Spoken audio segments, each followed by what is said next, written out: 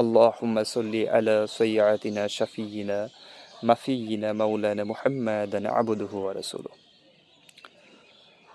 আজকে এই মুহূর্তে যে টপিকটা নিয়ে আলোচনা করব, নিড অফ ইম্পর্টেন্ট এবং জীবনের জন্য অবশ্যই অনেক অনেক গুরুত্বপূর্ণ একটা বিষয়, শিরক। এই যে শিরক, আমরা প্রতিনিয়ত বিভিন্ন বিষয় নিয়ে শিরক করে যাচ্ছি। রাসূল সাল্লাল্লাহু আলাইহি সাল্লাম বলেছেন, যদি তোমাকে আগুন দিয়ে জ্বালিয়ে দেওয়া হয়, যদি কখনো তোমাকে আগুন দিয়েও জ্বালিয়ে দেওয়া হয়, তবুও তুমি শিরক করো না। শিরক তিন প্রকার: বিশ্বাসের উপর শিরক, এবং কথার উপর শিরক, কাজের উপর শিরক। যেমন যে আল্লাহ ছাড়া আল্লাহর মর্যাদা অন্য কাউকে দিলে, আল্লাহর সাথে কাউকে শরিক করলে সেটাই শিরক। যেমন এই যে আমরা মাজার পূজা করতেছি, মাজারে গিয়ে নামাজ পড়তেছি, আমরা বিভিন্ন ধরনের পীর, যে আমরা অনেকে ভাবতেছি যে পীর না জানি কত অলৌকিক শক্তির উৎস, এরকম অনেকেই ভাবে যে পীরের সামনে গিয়ে মাথা নত করতেছে, পীরকে সিজদা করতেছে, মাথা নত করতেছে। এবং তা অনেকে এরকম বলেও যে পীর নাকি চাইলে মানুষকে জান্নাত জাহান্নামে দেওয়ার ক্ষমতা রাখে। নাউজুবিল্লাহ বিন জালিক, আল্লাহ পাক মাফ করুক, নাউজুবিল্লাহ। এই পৃথিবীর কি কোনো পীরের ক্ষমতা আছে? পীর না, কারো কি ক্ষমতা আছে আল্লাহ পাক রব্বুল আলামিনের দয়া ছাড়া কাউকে জান্নাতে নেওয়ার?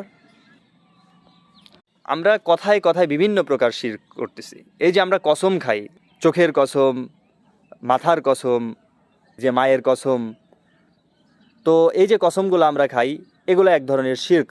কারণ আল্লাহ পাক রব্বুল আলামিন ছাড়া কসম করার কোনো উৎস নাই। আল্লাহ এক সত্তা, আল্লাহর উপরেই কসম করা যায়। আর আল্লাহর উপর যদি কসম কেউ করে, কখনো যদি আল্লাহর উপর কেউ কসম করে, সেই কসম অবশ্যই পূরণ করতে হয়। যদি কেউ সেই কসমকে পূরণ না করে, তার কাফারা অবশ্যই দিতে হবে। এই যে আমরা জন্মদিন পালন করি, জন্মদিন, তো আমরা বলি যে শুভ জন্মদিন। এই যে বলি যে শুভ জন্মদিন, আসলে যে সময়টা ওই ব্যক্তি জন্মগ্রহণ করেছে, ওই দিনটা কি আসলে শুভ ছিল সেটা আমি কিভাবে জানলাম? ওই দিনটা আসলে শুভ ছিল কি না এটা আমি জানলাম কিভাবে? বিভিন্ন পায়রা বা বিভিন্ন ফিতা কেটে বিভিন্ন কবুতর, বিভিন্ন পাখি আকাশে উড়াই দিচ্ছি, ভাবছি যে এটা উড়াই দিলে আমাদের কি হবে, বিভিন্ন মঙ্গল হবে আর কি। শিরক। কারণ একটা পাখি কখনো কারো মঙ্গল করতে পারে না। একটা পাখি, একটা পায়রা কি কখনো কারো মঙ্গল করতে পারে? এটা সম্পূর্ণই শিরক। আর আল্লাহ পাক রব্বুল আলামিন সব কিছুর গুনাহকে ক্ষমা করে দিতে পারেন চাইলে, কিন্তু রব্বুল আলামিন শিরকটাকে এমনভাবে বলেছেন, স্পষ্ট ক্লিয়ারভাবে বলে দিয়েছেন যে তোমাকে যদি আগুন দিয়ে জ্বালিয়েও দেওয়া হয়, তারপরেও তুমি শিরক করো না।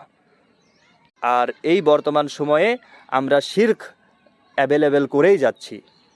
আর যে ব্যক্তি শিরক করে, আল্লাহ ব্যতীত অন্য সত্তার উপর বিশ্বাস করে, সে ব্যক্তি জাহান্নামী। তো আল্লাহ পাক আমাদেরকে এই যে শিরকগুলা, রব্বুল আলামিন আমাদের এই শিরকগুলা বোঝার তৌফিক দিক, এবং আমাদের এই শিরক জনিত কাজগুলো থেকে আমাদেরকে বিরত রাখুক।